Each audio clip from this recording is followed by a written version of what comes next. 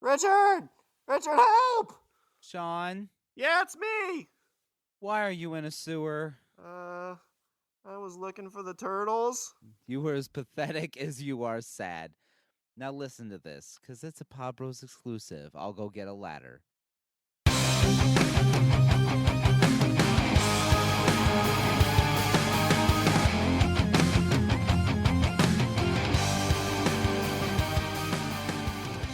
What's up, boys and ghouls? I'm Richard. And I'm Sean. And we're creepily speaking the language of Bromance. It's our Brolloween episode, man. Whoa, that was really good. Was that good? That was really good. That was. I'm impressed. You're getting better with voices. You're doing... I can get the Crypt Keeper and I can get Pennywise. Those are the only two I can do. But the arsenal's growing. That's the point. Hey there, Georgie. So last year about this time, I mean, it's our favorite time of year. You know, so far this year we've done a scary moment draft. We've done, you know, a little episode on zombie preparedness, and now it's our Brolloween episode, 2015. Last year, I think when we did this, we kind of talked about some stories and like movies and just like kind of just creepy in general. But I thought what we could do for this episode is just kind of talk about like just some creepy stories we hear about or just some weird things. And I'm going to start off with one that I know creeps the fuck out of you. Oh, no. And we've never really talked about it. I don't like poo. There's that. This is worse than that. Oh. Not much can be worse than that. So, Richard, do you remember that time you went camping? Oh, God. No! Not that. No, I want to talk about, you know, this time of year, you know, people like to try and conjure spirits and they do all these weird things. And I found a story. Oh, I know where you're going. Yeah. I know where you're going with this. There's a board game out there where people put their hands on a little triangle thing and ask questions to the beyond, and you're supposed to get answers. No, I don't like it. And that is an Ouija board. I don't like it. And we've never. I was kind of wondering if I don't like it at all. If this is like, I'm going to mention this and you're like, show's over. It's only 12 minutes. But I found a story. Yep. Not even that. I found a story where they're talking about the Ouija board, and they said, well, how did it get its name?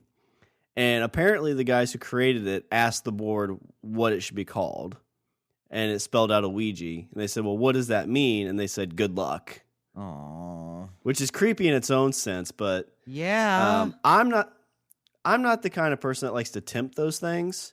And I remember years ago while we were working at the restaurant, it was probably around this time of year, I just jokingly was like, oh, I'm going to go get an Ouija board after work. No. And I remember, this is the only time I've ever seen you scared. Fear in my eyes. You like walk around from behind the kitchen, grab me by the shoulders and look me dead in the eyes and say, don't you dare.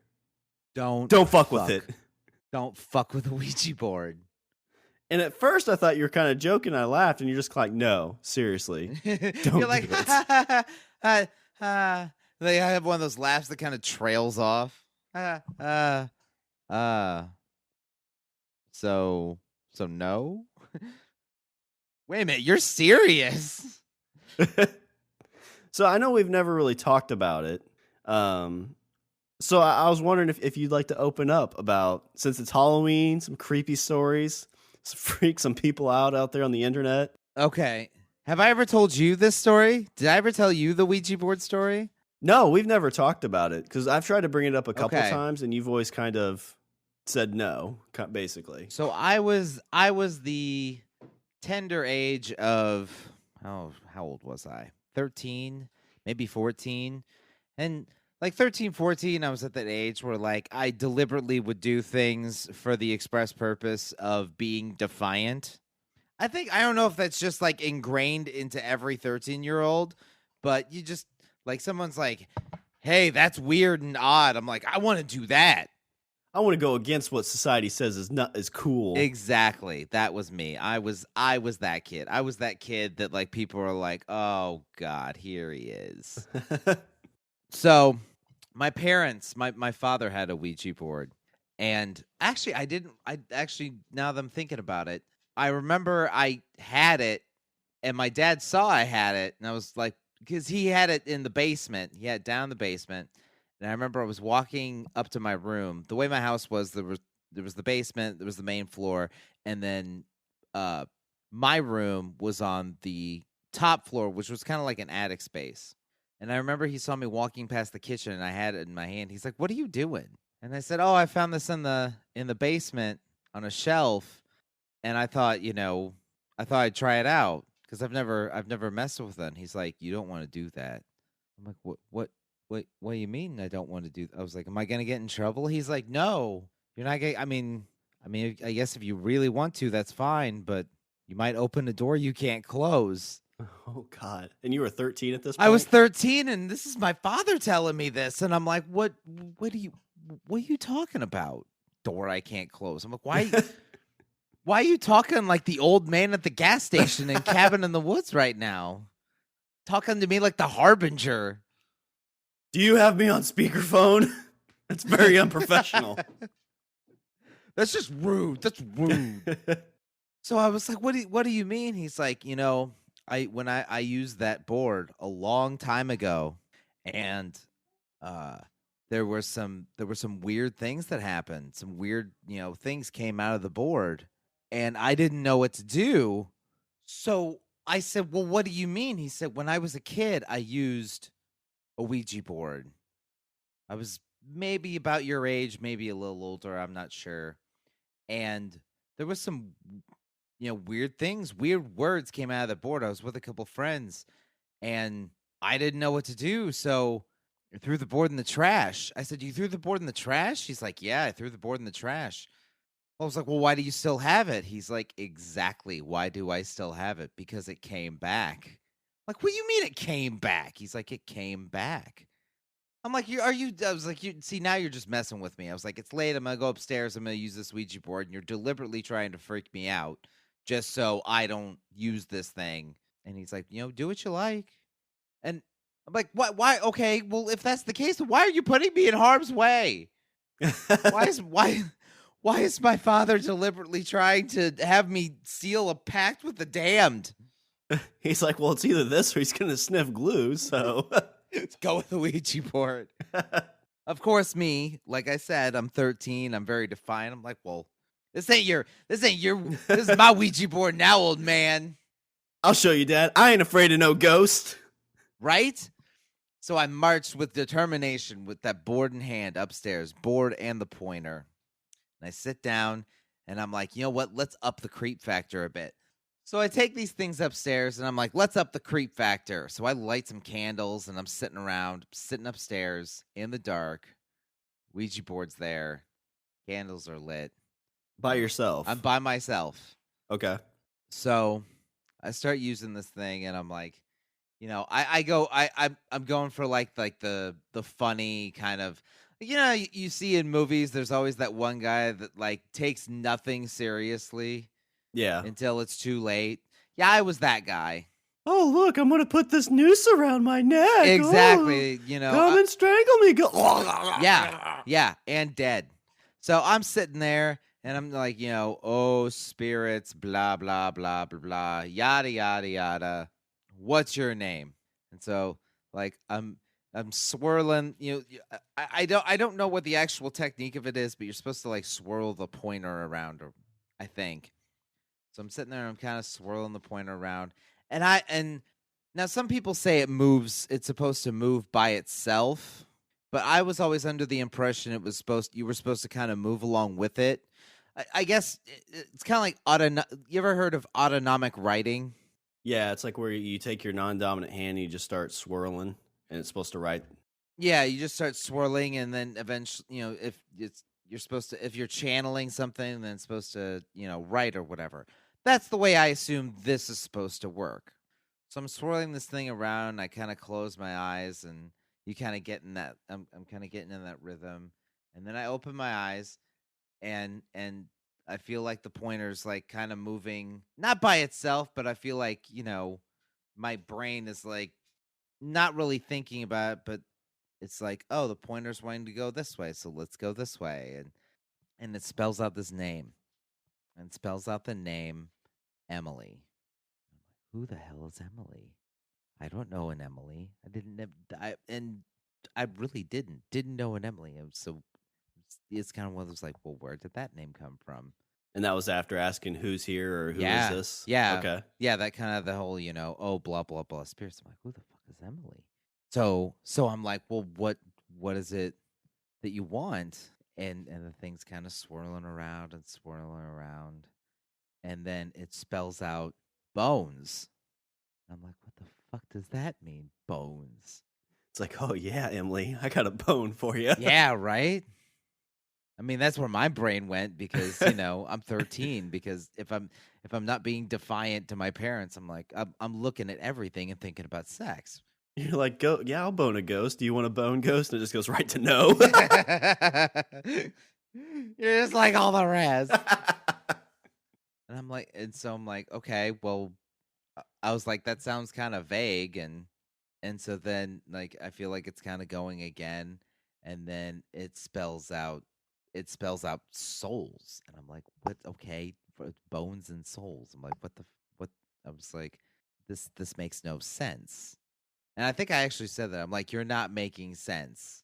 And I said, well, I think I was like, whatever quote unquote spirit is here. It's like, I don't think your name's Emily. Am I right? And it said, yes. Did you ask, so who are you really? And it said Herb. I asked what the name was really. And then it pointed out, it made this like, it started just spelling random letters. It was like a Q and an X, but it was, the pointer felt like it was deliberately pointing to letters. But the letters it was pointing to, it was spelling out this like, and when it felt like it wanted to stop, it stopped. So I don't remember, but it was this random sequence of letters that I don't even remember what it spelled. I was like Quixa something. It's like QUIX and then some other letters that I can't even remember. And I'm like, that's not. I was like, I was like, that doesn't sound human. I was like, are you human? And it said no. And at this point, I'm like, okay, well, we're done here. And I move the pointer, like I take the pointer off, and I'm like, all right, I'm done with this. I was like, it's not freaking me. And like, then you kind of do that thing where like, well, I probably moved it. Like, it's autonomic. Yeah, talking yourself into it. And so I think I said like 3 or 4 times. I was like, we're done. I was like, I'm done with this. We're done. And I got up and this was in my bedroom. So I got up. I had a small TV in my bedroom. So I went over to go watch TV. So I stood up and I was like, we're done. And I turned around and I turned on the TV, and I swear to God, I heard a noise behind me. Mm-hmm. And I turn around, and the pointer, instead of being off the board, the pointer is back on the no. Oh, geez. So did you flip on the lights and everything at this point, or was it still dark? It was still dark because I'm just like, I'm going to go turn on the TV. Uh-huh. So now I see this, and I'm just staring at it. Like, it's kind of one of those, like, those stares that you give because you're trying to process what is actually going on. Yeah.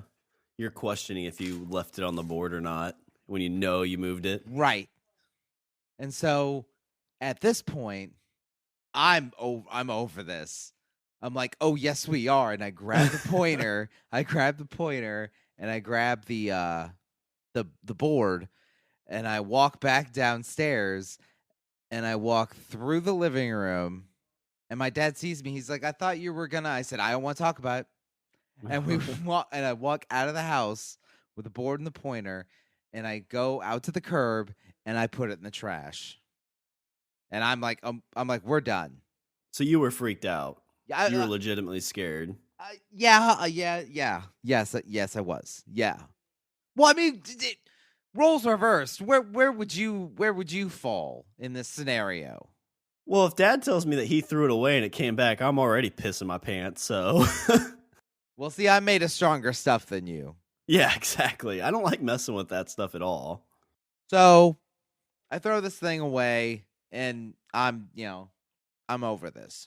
So I go about the rest of my evening. I watch some TV. I go to sleep. I wake up to go to school the next morning. Now the way the way my house was set up is there's my bed, and there was kind of a room, and you would walk to the other end of the room to go down a set of stairs to get out of the house. So I walk towards the bottom of the stairs, and my younger sister has the pointer in her hand, like just running around with it. Because I think at the time she was maybe 8. No, not even that. She was like 5. Okay. And she's running around with this pointer in her hand. And I'm like, where did you get that? She was like, it was on the steps. I'm like, no, it wasn't on the steps because I threw that stuff away. She's like, no, it was on the steps. And I'm like, what do you mean it was on the steps? She's like, this thing was on the steps, and so was this, and points to the board. Where was the board at this point? It was sitting at the foot of the steps because she had taken it and like thrown it down like in front of the door. So it was on the steps outside, or it was on the steps in the house? No, the steps at the bottom to the entrance to my room. Oh, okay. So it was in the house. It was in the house, on the floor in front of the door to my room, or the door to the steps going to my room. Okay, so if this happens to me, I'm processing it as my dad's messing with me. That's exactly what I did too. And so I'm like, where's Dad?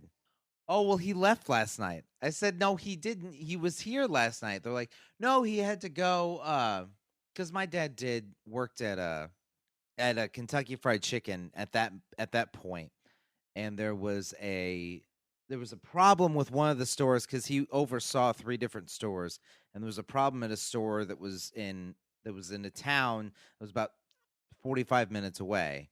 And usually, like, he would go work at that place like one day a week, and then he would stay over the night and then drive back the next day. Well, I guess there was a problem with they were trying to close the register, and the computer went wonky and something like that. So they called him, I guess, late last night, and so he left to go fix this problem, and he was just going to stay. Oh, he just stayed overnight, and then he was coming back home that day. So my father had already left. My father had left like maybe but I guess the point I'm making is that in the window of time, he couldn't have put that back on my steps because I didn't. Because I didn't go. I would go downstairs, like to go to the bathroom and stuff, and it wasn't there before I went to bed. So you'd made the trip up and down stairs to like after he had supposedly left. Exactly. Okay. So how else did this thing get in the house, I'm asking? So you're thinking one of your sisters grabbed it or something? That's my next thought. So I'm like, well, why did you dig this out of the trash? I'm like, I didn't dig it out of the trash. I was like, swear to me you didn't dig this out of the trash. I have 3 sisters. I went to all 3 of them. I was like, I want sworn, I don't know, brother-sister affidavits here that nobody dug this out of the trash. Like, we didn't even know you threw it away. So at this point, I'm like, okay, well, because then I'm recalling the story of my father telling me I tried to get rid of it and I couldn't get rid of it.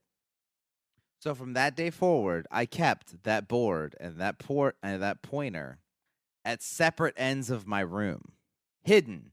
I usually had a window and I had blanket. I was one of those guys that I needed dark, so I put blankets over the windows.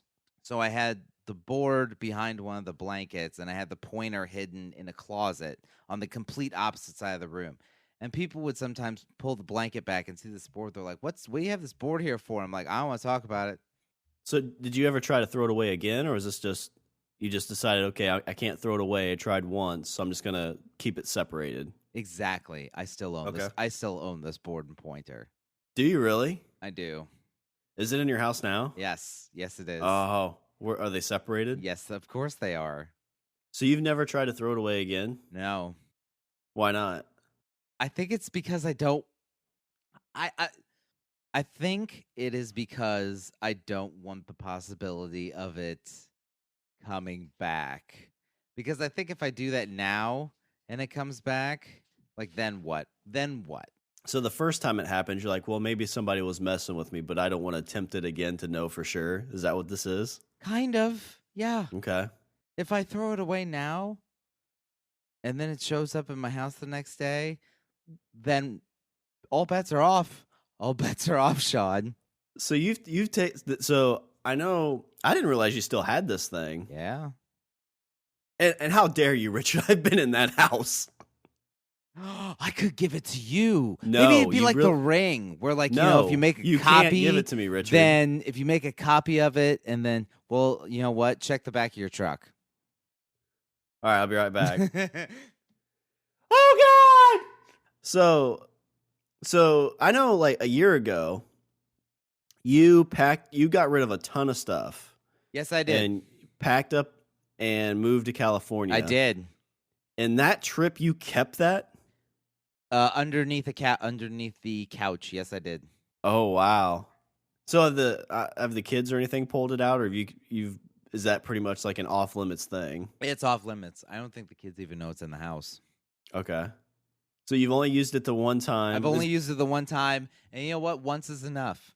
And I think that the lesson here is there's something when it comes to tempting fate. I think that's the lesson.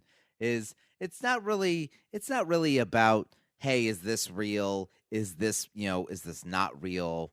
The real thing here is, why do you let's say that it's a super remote possibility. What if it's right? Then what?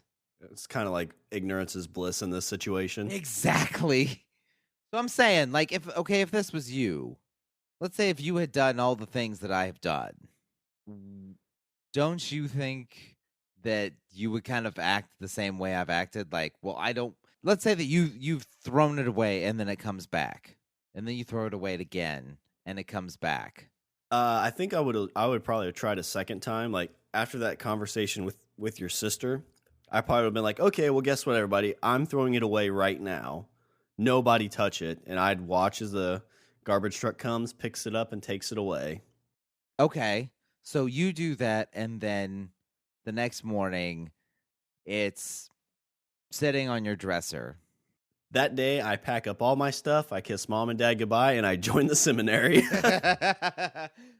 Because I think that's the thing, is I don't want.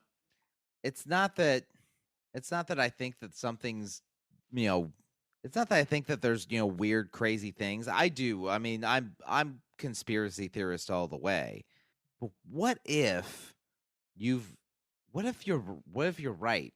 I think there's a part of your brain, even when you are kind of a conspiracy theorist, I think there's a part of your brain that's still skeptical. Yeah, I'd agree. And what if that goes away? What if you have tangible proof to yourself? Well, there's that ability to be a little bit ignorant about it. It's like, well, it's just a board. It's just a game. It's not real. I just imagined it. And you don't want to take that next step to validate it. Exactly. Yeah, there's something in Area 51, but you go there and you see the alien body and you're like, oh shit, there really are aliens. And the floodgates would just open. Okay, take this a step further. Let's say that we go, you're talking about aliens. Let's say we go to Mars and there is life on Mars. Let's say that there's bacteria inside because we've now confirmed there's water there. There is water on Mars. It's there. We've seen it. Mars has water. Now, since they have water, there's the potential that there's bacteria, which is the basic form of life. There's a high probability that it's in that water. What does that do to your collective opinions on everything? Well, I think it just makes you feel that much smaller in the universe. I mean, right now, yeah, I think people say like, well, this universe is so big that it's ignorant to think that there's not life out there somewhere. But I think people still like, but we don't know that for sure. Exactly. And so getting that would be the same thing with like your board. Like if something happened that we realize that there really are like demons, or there is some kind of like real religious aspect, like you have factual proof of that and it's undeniable, it would just blow your mind. And just, I mean, life would change instantly. If you found out that like there really were demons, it's like you might change how your life is a little bit. Yeah. I mean, we have so many things to worry about. To realize that there might actually be demons out there would just make it that much worse. Exactly. You're already worrying about other people barging into your house and killing you. Yeah. Now you have to worry about people that are possessed by demons barging into your house and killing you. It's like, all right, well, it was a good day at work. I got the bills paid and my soul is still intact. Today was a good day. Thank God. So did your dad, I mean, I'm sure you told your dad this story, right? Yeah. And he just gives me that he doesn't even say anything. He gives me that I told you so stare, and then just kind of shakes his head. Did he ever tell you his story at all? Or is he still? No, he never told me his story. Which now that it's kind of one of those things that like I put everything away, and so then it was one of those things that just sat in the back of my mind. Like I don't even think about it. It wasn't actually until you brought it up that it churned all this stuff up for me. Well, like I said, you've never told me this story. I just know you've always been really, really freaked out about it. And it sounds like you've had the experience, the initial experience, where people usually take it to the next step to like either figure it out or try to throw it away to rid themselves once and for all. Yeah, I've decided that ignorance is bliss in this situation. Yeah. I think I feel completely fine with the unknown being the unknown. And was there ever any other weird instances that you've had with this? Or do you always just handle the board and the pointer separately? Like you never make sure they're exactly. Yeah, they're never together. Never together. They're never close. It's like those stones in Indiana Jones and the Temple of Doom. You bring them together and then they glow. Yeah. I just don't bring things close enough together to glow. That's a good creepy Halloween story to share. You're welcome. I'm sorry to bring it out of you. It's fine. It's fine. See, now I feel all like serious and somber now. Well, that's what this time of year is for. You tell these stories to freak people out. Yeah.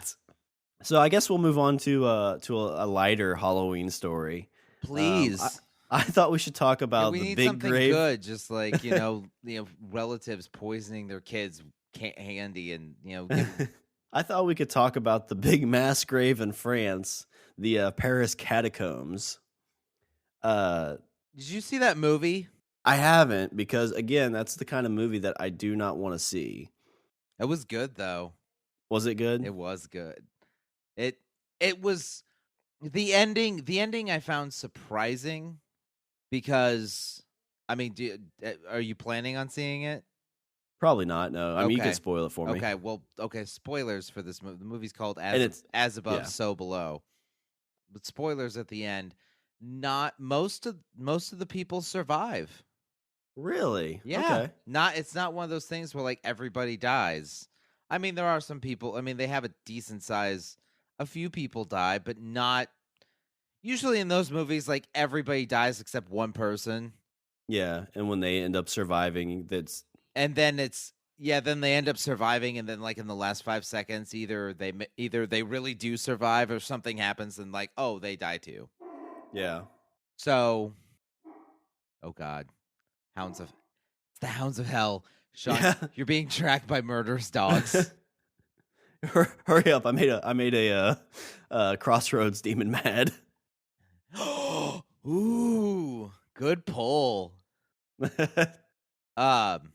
Okay, so yeah, everybody. Well, quite a few people survive that movie, but it's very, very cool. Like it's the Paris Catacombs, and you see like these skulls lining the walls, and just piles of bones, and it gets crazy. The premise of the movie is that these people go through these catacombs because they're looking for. I don't quite remember what they're looking for. They're going through these catacombs because they're looking for something. I want to say it's like some form of treasure or something like that. But what ends up inadvertently happening is they discover the portal to hell. Oh, so I guess that's what ends up happening is they actually go into hell. Is that the idea? Yes. Okay. And that's where crazy weird shit happens. I know the reason I brought this up is I was kind of looking for stuff to talk about, and I guess supposedly there is this video of a guy who was lost in the catacombs. They never found him, but they found his video. And it's just him running through the catacombs. And that sounds terrible. Yeah, they have. I mean, you can if you go to France. I guess they have tours of the catacombs, so you can go down there. You can. They do have tours, and they walk you through and give you the history and all that. And it looks. I mean, I would do it. I would take the tour. I would look at all that shit. That stuff looks cool. Yeah, it's a big. I mean, it's like one of 6 history museums in France or Paris, I believe. So I mean, like I could do that. But I was reading through some of that stuff, and there's people on Reddit who said they've gone down there through manholes at night. Right, because Paris is a super old city, and the sewers connect to the catacombs because the catacombs are so extensive that they can't help it. But I guess like the guy that was talking, that they had a map, and like one of the people that they're with go down there all the time. And they said the weirdest thing, like they didn't feel scared or anything, but the weirdest thing that happened is they ran into like some crackheads who were hanging out down there. But I guess like there's people who find like these little cavern areas and basically set up like little party areas or like houses, or they just kind of like hang out down there. I've heard that too. Actually, I think there's bits and pieces of that in the movie where they're walking through and they find like groups of kids that are like having a party and yeah. Supposedly, on the other thing I read, that they found a full like movie theater with a projector and like a full length bar and like food area. Oh, that's awesome! Somebody's down there. It's like, hey, let's watch Toy Story 3 down here, guys. Oh, that would be sweet. Like, you got a friend in me. So this article is just about all the weird, crazy shit that's down in these catacombs.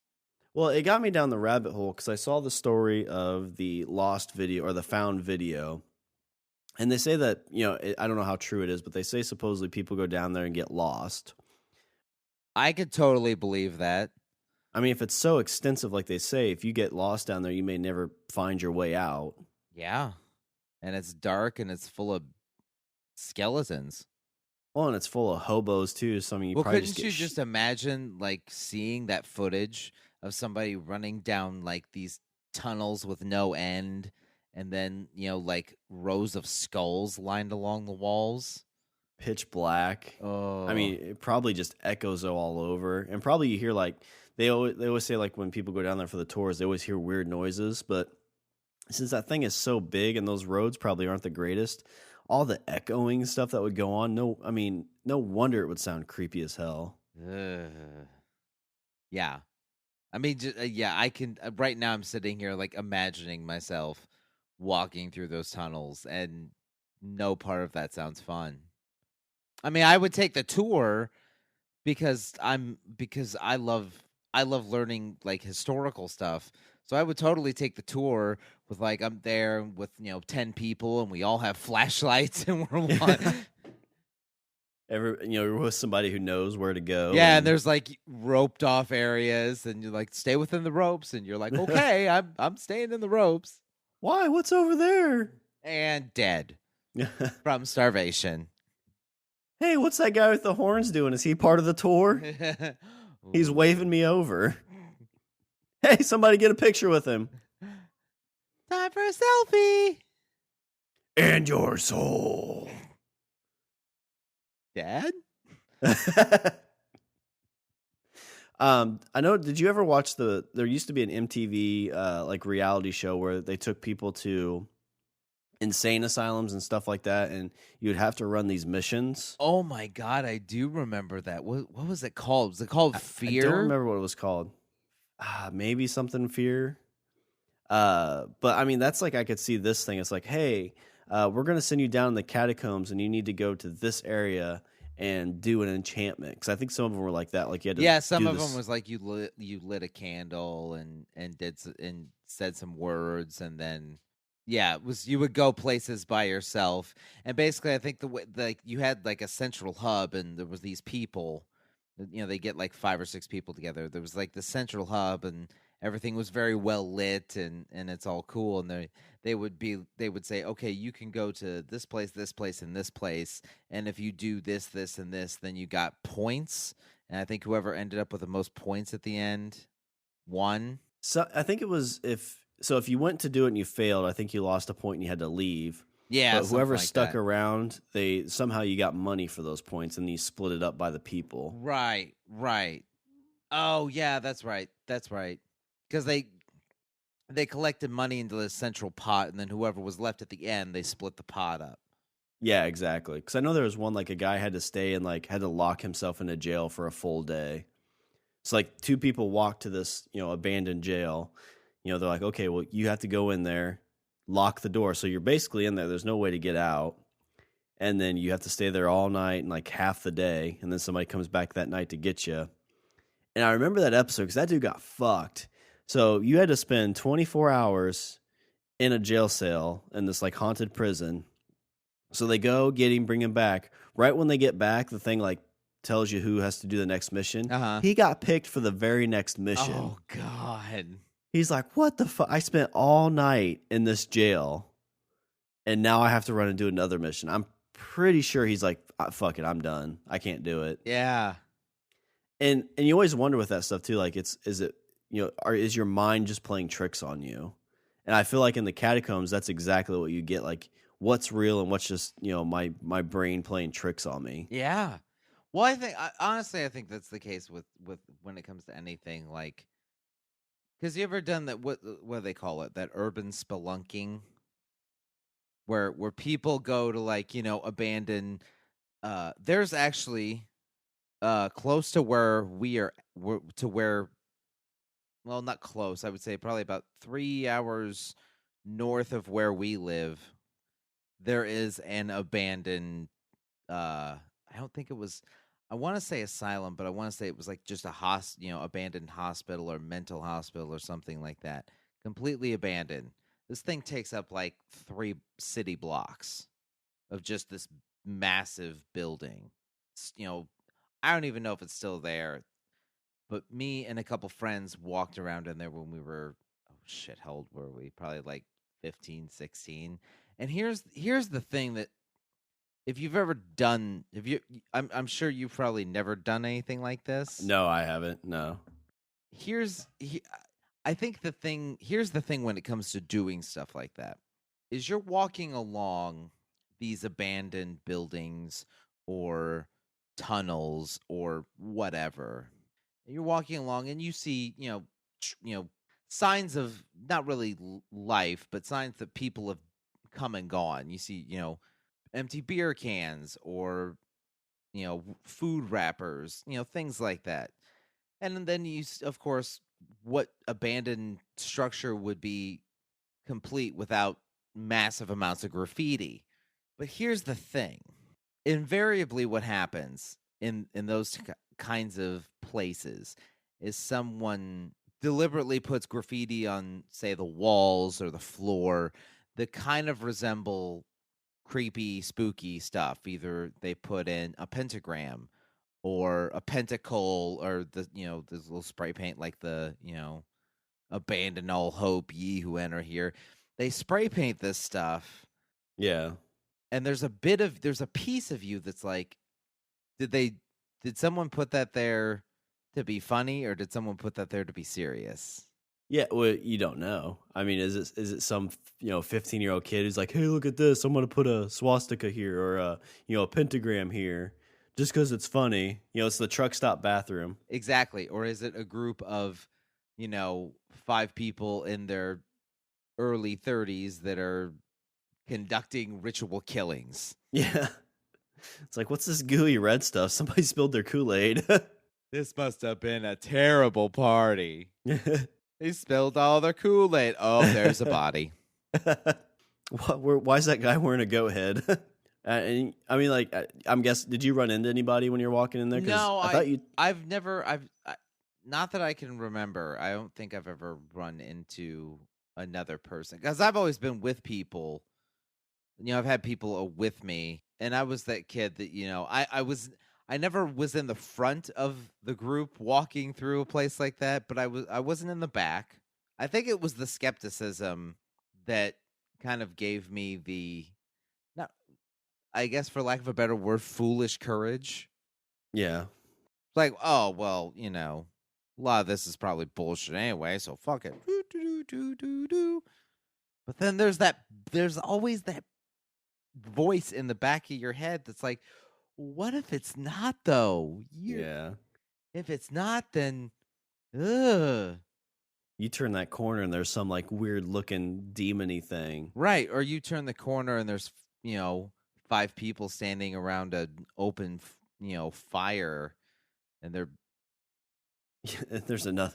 Oh God, there's another person on their knees, all like tied up with a bag over their head. Oh, yeah. I mean, and what do you do in that situation? Fucking just bolt. That's all you can do. Kick the person next to you in the knees and run as quietly as possible. Like they didn't see me. They didn't see me. They didn't see me. And as soon as you're like, I'm a distance enough. I think it's one of those, like, as soon as you're a distance enough away that you're like, if I break into a full run, they have no chance of catching me at this point, right? It's just like every horror movie ever, and that's I don't even know what you could do in those situations. Yeah, because that's the thing. If something like that happened, every horror, like your mind would instantly go to every single horror movie you've ever seen, and those all end badly. Yeah, they never end well. For the person that you were currently playing in that situation. And I've seen Halloween. Even when she survives and kills her brother, she's still fucked up. So yeah. See, why are you doing this? See now I'm feeling creeped out. I'm feeling that apprehension. Did you do those urban spelunkings during the day or were they at night? Oh, I did them during the day. I mean, I'm skeptical. I'm not stupid. Gotcha. It's like, I'm not scared of the demons. I'm scared of getting shanked by a hobo. Yeah. For the change I have in my pocket. Ugh, that's a real fear. I mean, I think we should all be wary of, crazy, weird death cults, but I think that the thing to worry about maybe a tad bit more is some crazy hobo trying to stab you in the face for your shoes. The only real like ghost type thing I did, Tiffany and I went to a hotel it's been open since like Prohibition, like it's been around for a long time, and it's burned down twice, I think, and like the third build that's happened is the one that's stuck around. And as we're walking around, is it like the Overlook Hotel? It looks a lot like it, yeah. Ooh, that's awesome. It's got a pretty creepy picture to it. But as we're walking around, people are like, yeah, we've had people take pictures here, and they get weird things, or there's a guy who's swim in this pool, and he's heard people laughing. And see, I feel like between the two of you, I get the feeling that Tiffany would be the one that's like, I think Tiffany is the Fred to your Scooby. I think Tiffany's the one that's like, this. Yeah, they say this place is haunted. Ooh, and then you're like, babe, what? Don't joke like that. Yeah, keep it to yourself. They'll ghost hear you and get pissed. She's the one to be like, hey, is that an abandoned building? Let's go check it out. And then you're like, are you nuts? I know, and during this little trip, like I was taking a bunch of pictures because for some reason, this is the only time I've ever felt like this. I wanted to try and capture something on camera. I don't know why. Okay. And so I was doing like the rapid shot on my phone, like just taking, multiple pictures at once. And I mean, I probably took like 200 or 300 pictures trying to capture something. And I didn't capture anything, so I didn't see anything. But I felt, because we did this that night. Oh, yeah. So the next day I was in the room by myself because Tiffany was in the wedding that we're there for. So, the whole time I'm sitting in my room, like, I wonder if I pissed those ghosts off. Ooh. And it's not like a normal hotel. It's got more of like the Overlook feel. Like it's more of like almost like a mini apartment. And so you just got kind of that more eerie feeling to it instead of being like in a hotel. I mean, hotels are scary as is and Mhm. creepy, but this was just a little bit different. Uh, See, I feel like what I should do now is I should tell Tiffany that there's this brand new hobby called urban spelunking. And be like, oh, these people, it's like exploring, and then you can walk around, and it's like hiking, and it's awesome. And then Tiffany could be like, Sean, we got a new hobby, urban I think spelunking. she's like her big fear wouldn't be the ghost or anything. I think her fear would just go back to like a hobo, trying to shank me in the ribs while we're walking around. So she's not overly superstitious or anything like that? I don't think so. I mean, her mom's talked about because her mom has messed with an Ouija board before, and she kind of had a really bad experience like you. See? And she's kind of in the same boat where she'll never mess with that ever. See, now does it not strike you as odd that there's more than one person that you know? Oh, I mean, it's something I won't mess with. I know my sister said she did when she was younger, and they kind of did the more playfully, like it was, does Timmy like me kind of thing. Right. But she's never really told me all the story that she did with it. But I don't know if they had a real experience or not. You should But her find mom, out. maybe. But I know Tiffany's mom's experience was really, really creepy. Like battle for your soul kind of creepy. So, Oof. yeah. See, and you wanted to mess with this. You know what? That's a good point. We never got around. So I told you not to mess with it. Did you heed my advice? Yeah, I was just kidding. That's I mean, I'm in complete honestly, like that's the kind of stuff that freaks me out the most. I will not mess with that stuff. Like if you tell me, hey, if you go in this room, there's a chance you'll see a demon or you could get possessed. I'm going to not even go near that building. Okay. Or like you say, hey, if you like these, like cuz you always hear like the Bloody Mary stuff. Oh yeah, yeah. I never did it because it's like kind of like what you said. It's like if I do it, nothing happens. I haven't gained anything. But if I do it and something does happen, what the fuck am I gonna do? Yeah. So I've never been one to kind of tempt that fate. It's not in my Not bones, I guess, or my right. I do sometimes have the thought of like because once they came out with that show, what's that fucking show? That Ghost Hunter show.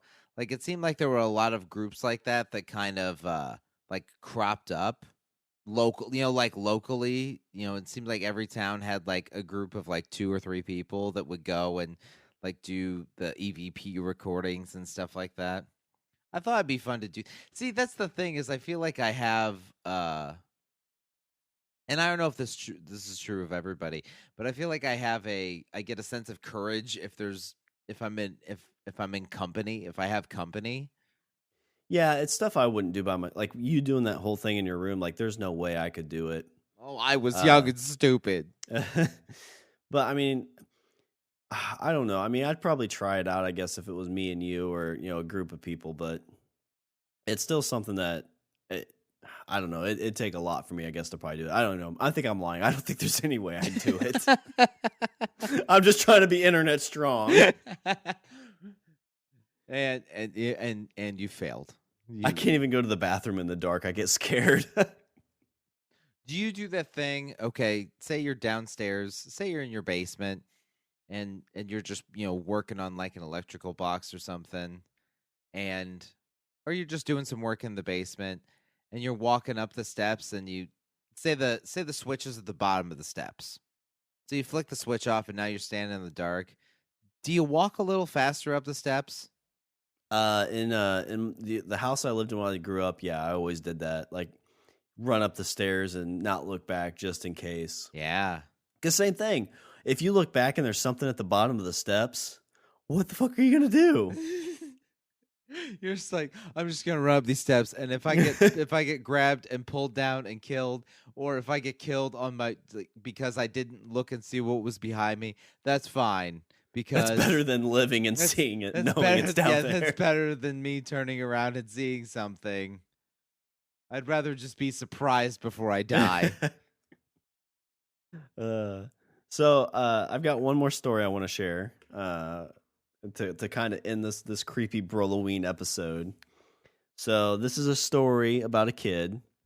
So this kid's mom comes in one morning and she sits on the edge of his bed and she's like, "Hey, hey Bear, how you doing? Did you sleep well?" And little kid's like, "Yeah, I slept pretty good." It's like, "Oh yeah, did you have any dreams or anything like that?" And no dreams or nothing. "Oh, okay, well, all right." And the little kid's like, "Well, but I did see my Uncle Daryl last night." And the mom kind of looks down and is like, "Okay, well, that's weird because you've never met your Uncle Daryl for one, and he passed away a long time ago before you never even met him. He passed away years before you were born." Yeah. And so this little boy's laying in bed and is going on and on about like, "Oh yeah, he's sat at the edge of the bed and we had this big long conversation about a bunch of stuff." This kid's just going on and on about this conversation like it's in depth. Like it's not just a quick little hey, you know, kid jabbering stuff. Like it seems pretty intense. Intensive like, like it's stuff that a kid just couldn't make up on a whim. Sure. And so the mom's kind of like, okay, that's, just thinking the kid's got an over imagination type thing. It's like, he knows who his Uncle Daryl is. He's seeing pictures. Okay, he's just being he's being a storyteller at this point. So the mom kind of puts that aside. It's like, all right, well, I'm going to go ahead and get up and I'm going to get breakfast started. And the little boy's like, okay. So the mom gets up from the bed, and when she looks down at the edge of the bed, there is a perfect butt print at the edge of the bed. Ooh. Not where she was sitting, at the foot of the bed, where this little boy was saying that he had this conversation with an uncle that he had never met. Ooh. Richard, do you want to know who that little boy was? Was it you? It was me. Wow. Yeah. My mom told me that story. I don't know. I was probably like 14 or 15. I don't really remember it happening, but it's always kind of like stuck with me. That's like, I don't know if my mom just made this story up or if it was actually, it actually happened. But the detail that she told about it is like, yeah, I came into your room and basically like what I just said, just like asked how how you slept and you just kept going on and on and on about talking to your Uncle Daryl. And it's like you never met him. You've seen pictures, you've heard me talk about him, but you've never met him. And then she said like what kind of gave her chills was when she looked down at the edge of the bed and there was that butt print that shouldn't have been there. The butt print from the unknown. The butt print from beyond. The butt print from beyond. But yeah, so that's my creepy tale, which isn't really creepy. It's kind of touching in a sense. When you think of like your story compared to mine, like mine was somebody actually coming until you realize you're conversing with the dead. That's true. Well, that goes to like how they say kids at certain ages can see that, and at some point something happens with their brain that they don't see it anymore. I don't know. Have you ever heard that before? No. Well, yeah, actually, yeah, I have. There's a Pan's Labyrinth kind of touches on that a little bit, where when the girl reaches a certain age, then she won't be able to go and spend time with her creepy, I don't know, fawn-looking friend anymore. Good movie. But I tried to watch it, but I think it was dubbed because it's filmed in Spanish, right?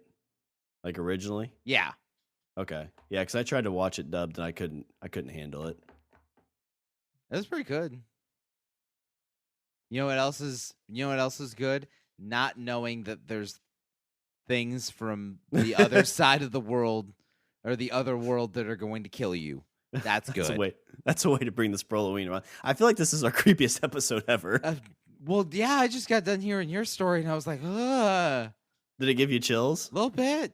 Yeah. It was all fine until you were like, you know who that little boy was? And I'm like, oh my God, it was you. Don't say you, Sean. Don't say you, Sean. It was me, Richard. It was me, Emily. Oh God. That's not funny. See, you're trying to be funny and it's not. And I'm sure it's funny for some people out there in the audience, but it's not funny for this host. This is from now on. We're skipping Halloween week. We're not doing this episode. We're not doing this anymore. Only Christmas episodes and cheeriness. Yay! I like making Santa. making Christmas, la la la. All right, what do you want to throw any Richard's closing creepy thoughts out there? I was there was a story I was looking at. I kind of like urban legend stories. I was gonna go into the story of the Russian sleep experiment, but I don't know. But I'm pretty sure it's just kind of like one of those urban legends that circulates on the internet every now and again. And I'm sure people know about it. But if you want something really, really creepy to read, go ahead and check that out on it's on Creepypasta. Creepypasta.com. Look up Russian sleep experiment and read that. What is the Russian sleep experiment? Oh, it's a very long story, and I don't feel like I could give it total justice sitting here reading it to you right now. Okay. So that can be Brolloween 2016. We'll save it for then. Yeah, maybe by then it will have kind of fallen out of circulation, and then I'll read it and we'll bring it back. So LOB Army, do a little bit of homework and check that out so you're prepared for next year. Or maybe I could just do, like I'll do a reciting of it, and we could just have it just be like a bonus, 10-minute thing. I like it. We could do that. All right, so now we have to hurry up and finish this so I can crawl into my bed and pull the covers over my head. You're just gonna hold your wife real tight. All right, well, I'll do a little bit of housekeeping. Please hurry. Go to our website. We're at languageofbromance.com. Follow us on Twitter. I'm hearing noises. At languageofbro. Email us at eatthebeaver@languageofbromance.com.